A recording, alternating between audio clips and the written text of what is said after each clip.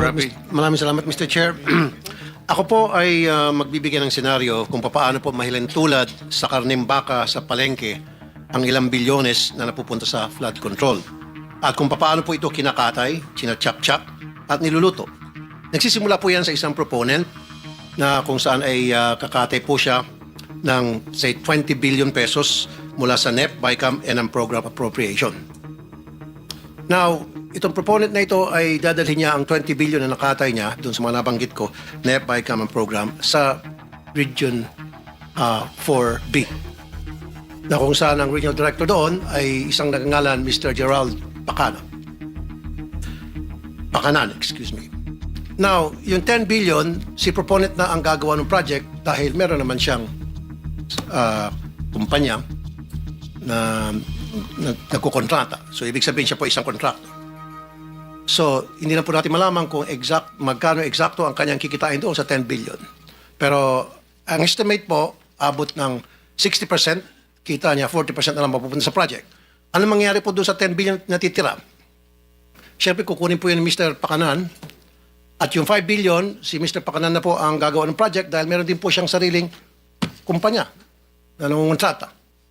And of course, doon sa 5 billion niya, magbibigay siya ng 28% SOP sa proponent. Now, anong mangyari doon sa 5 billion na natitira na? Yun po ay bibigay ni Mr. Pakanan sa kanyang mga kaibigang kontraktor. And of course, again, si proponent kikita po ng 28%. Si Mr. Pakanan kikita ng 18%. Yung mga kontraktor, of course, kikita din yun, 30%. Alisin po natin dyan yung 7% para sa tax sa BIR o VAT. At meron pa pong 3.5% para sa tinatawag na EAO, Engineering and Administrative Overhead. Kasama po dyan bids awards committee at kung ano na pa. So 3.5%. I-add nyo po yan total, 86.5%. Magkano lang po napupunta sa project? 13.5%. Ganun po yung kalokohang nangyari dyan sa Region 4B. Now, kunti na lang Mr. Chairman. 40% ang ibinabayad agad sa mga contractor at kay proponent kahit hindi pa po tapos ang project o kahit hindi pa gawa ang project at gagawa po sila ng mga fake accomplishment report, dinodoktor. Yan po yung example lamang kung paano po binabalasubas ang pera para sa flood control na dapat po ay imbestigahan ng committee to sa susunod po na mga hearing. By the way, isang Ryan Altea ang nagpakilala dito kay Mr. Gerald Pakanan doon sa isang proponent. So, ibig sabihin ito si Mr. Altea ay well-connected na ngayon po ay na-promote pa. Ang daming kalokong ginagawa, na-promote at siya po ngayon ay isang direktor sa main office. Maraming salamat, Mr. Chair. Thank you, Senator Tulfo. For the record, that's 3 minutes. Oh, Before I continue, let me acknowledge the arrival of our Senate President Pro Tempore, Jingo Estrada. So let's continue with Senator Erwin Tulfo. 2 minutes. Thank you, Mr. Chair. Thank you. 545.64 billion pesos of flood control. This is nothing less than a grand robbery of our nation. Sa salitang kalye, pagnanakaw to the max. DPWH officials, contractors, and their cohorts in public office need not explain anymore because we already have an answer why year after year flood waters still drown our communities while their bank accounts are flooded with taxpayers' money. Bago pa man may sakatuparan ang isang proyekto, hinihinga na po ng 20 hanggang 25% na komisyon ang mga kontratista, masaklap po ng ilang mga politiko. Yan po ang dahilan kung bakit substandard o palpak ang mga proyekto at karamihan ay ghost projects na. Ang sistemang ito dumadaan mula sa politiko, undersecretaries, regional director, district engineer hanggang sa project engineers. At sa bawat opisyal na dadaanan pa ng flood control project na ito ay nakakaltasan pa ito ng 2 hanggang 5%. Halimbawa, kung ang proyekto ay pinondohan ng 100 milyon, nasa 40 to 30 milyon na lang po ang halaga nito pag nagawa na dahil sa mga komisyon o kickback simula sa itaas hanggang sa ibaba. At kadalasan ay ghost project na lang ang flood control. Let me ask, sino-sino ang kumita habang libu-libong Pilipino ang nalulunod sa baha? Mr. Chair, We cannot hide behind technicalities anymore. Names must be named, heads must roll. The Filipino people are tired of endless excuses and lies while corruption continues to thrive. Ilan sa mga government projects ng DPWH ay sila mismo ang gumagawa o tumitira nito na kung tawagin nila ay in-house construction. At ang resulta ng in-house construction na ito ay ghost projects nga. Ilan kasi sa mga opisyal dyan ay mga kontratista o di kaya mga construction company. Ito ang dahilan kung bakit napakaraming mga bilyonaryo at bilyonarya sa DPWH na nagmamayari ng eroplano, daan-daang milyong halaga ng mansyon sa mamahaling subdivision sa Metro Manila. May kasama po pong kasino. At kapag natalo sa kasino o sa sabong, hindi niya nararamdaman kahit milyon ang talo. This committee, Mr. Chair, must not only expose the truth, but also ensure that those guilty are punished, whether they are past or present officials, contractors or protectors in higher office. Kung may nakinabang dito, hindi po ang bayan, kundi ang mga magnanakaw sa pamahalaan. And today, this Blue Ribbon Committee, Mr. Chair, shall make sure that this is the day of reckoning.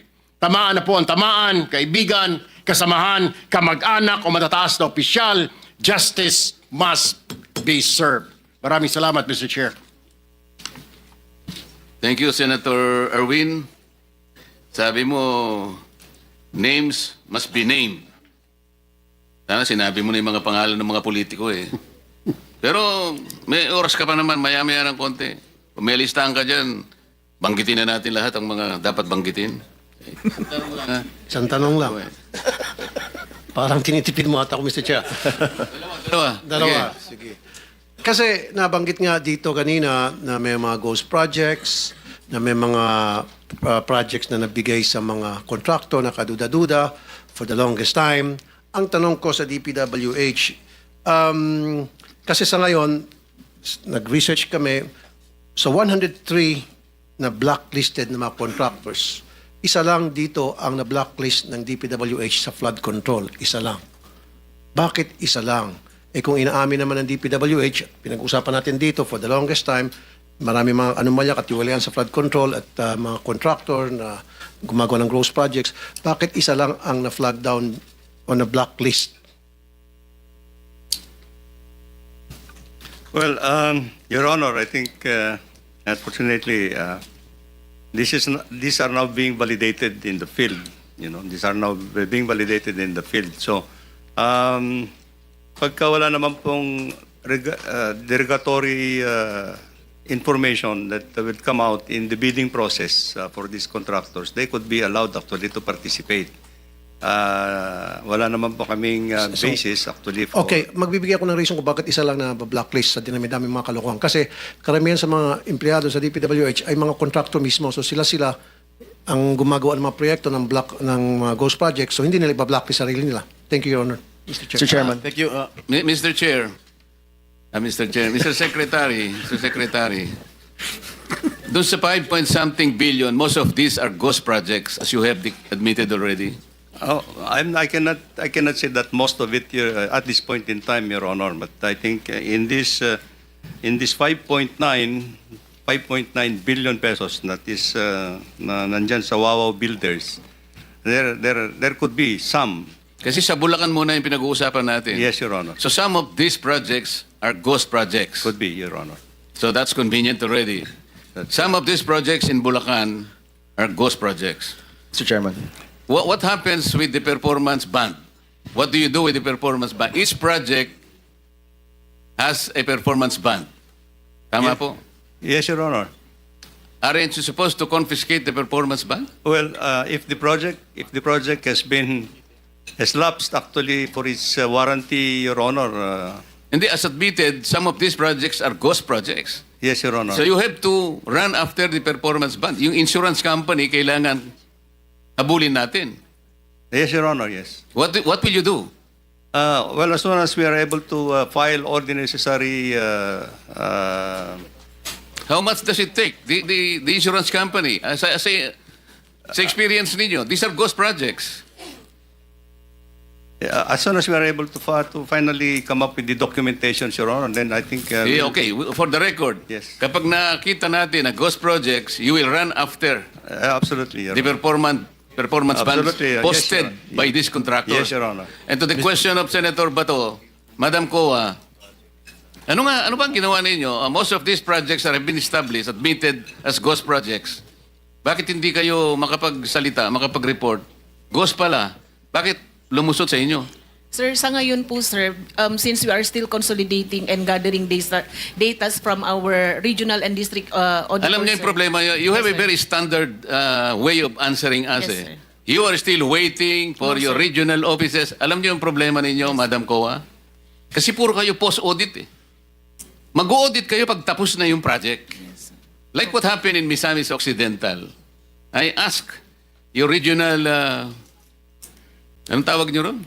Director po, sir. Regional Director ng COA. I asked him, there is a very irregular project being constructed in Misamis Occidental in Barangay Lamaan. Yes. This is a project shepherded by the former, ano ba yun? He was a deputy speaker in the House of Representatives. Kapareho ko siyang deputy speaker.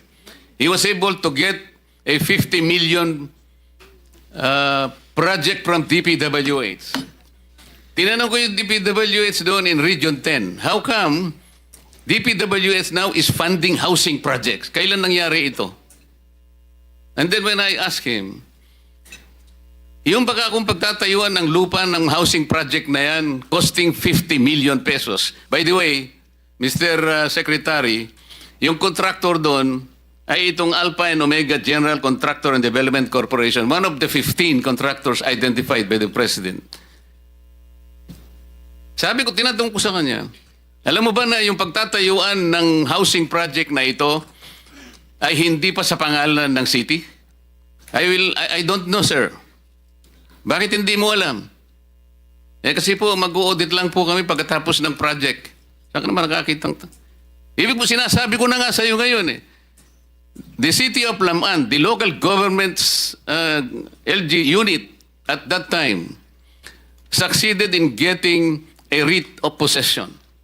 On the basis of the writ of possession, itatayo nila yung housing project. I told them, is the writ of possession transform itself as a title for the city? Hindi ko po alam, sabi ng inyong COA. Pag natapos ang project na ito, kanino kakuha ang project na ito? Hindi ko po alam. Ito po yung nangyayari ngayon eh.